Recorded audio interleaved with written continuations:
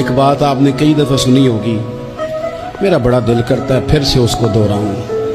میں نے اسے سینکڑوں بار پڑھا ہے۔ جب طبیعت پوری بے چین ہوتی ہے اور اپنی ذمہ داریوں کا احساس کرنے کو دل کرتا ہے نا، تو پھر خیال آتا ہے کہ ہم بھی پڑھیں ذرا ان چیزوں کو۔ بار بار پڑھتا ہوں تاکہ احساس ذمہ داری پیدا ہو۔ آپ کے غلام اسلم فرماتے ہیں رات کو میں اور جناب عمر نکلے تھے تو ایک مکان میں ہم نے دیکھا کہ ایک عورت نے نا، اس کے بچے بار بار شور کر رہے ہیں اور وہ کچھ پکا رہی ہے، آواز آ رہی ہے۔ تو حضرت عمر نے دروازے پہ دستک دی، کون ہے دروازے؟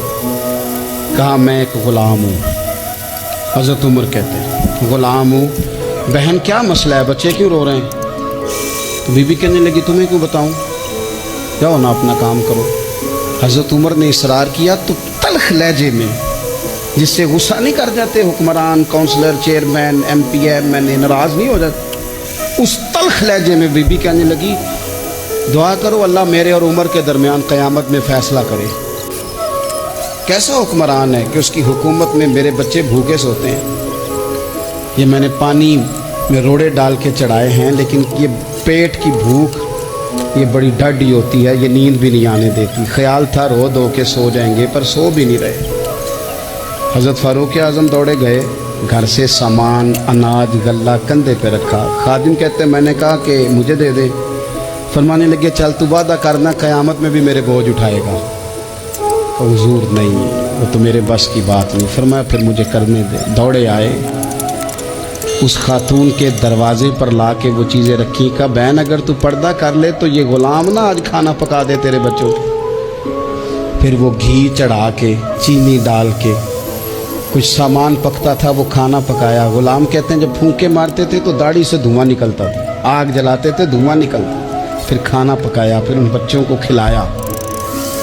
پھر حضرت عمر فاروق رضی اللہ تعالیٰ عنہ تھوڑے پیچھے بیٹھ گئے تو بچوں کے ساتھ اس طرح کی باتیں کرنے لگے کہ وہ ہنس پڑے۔ جناب اسلم کہتے ہیں بچے اس بیوہ کے ہنستے تھے، بچے ہنستے تھے اور عمر روتے تھے۔ جب وہ ہنستے تھے تو فاروق روتے تھے۔ پھر وہ بچے آہستہ آہستہ لیٹنے لگے، اور جب وہ سونے کی طرف بڑھنے لگے تو حضرت عمر کہنے لگے بہن میں جاؤں؟ کہنے لگی رب تیرا بھلا کرے، میرا کلیجہ پھٹ جاتا اگر میرے بچوں کو آج شام بھی روٹی نہ ملتی۔ تو سیدنا فاروق اعظم رضی اللہ تعالیٰ عنہ کہنے لگے پھر تو میرے لیے دعا کرے گی؟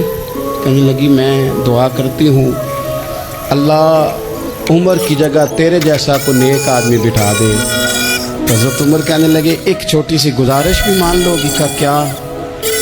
تو ماننے لگے کوئی یہ میری خدمت اگر پسند آئی ہے تو عمر کو معاف نہیں کر دیتی؟ غلطی ہو گئی، اسے پتہ نہیں تھا۔ اپنے منہ سے کہنے لگے سیاںا بھی نہیں، باشعور بھی نہیں، اسے چاہیے تھا خلافت کی ذمہ داریاں نہ لیتا۔ لیکن حضرت صدیق نے کہا تو وہ مان گیا، لیکن بہن میں اسے جانتا ہوں، بزدل بڑا ہے، کمزور بڑا ہے، ضعیف بڑا ہے، اگر تو قیامت میں اس کی شکایت لگائے گی تو بڑا کمزور پڑ جائے۔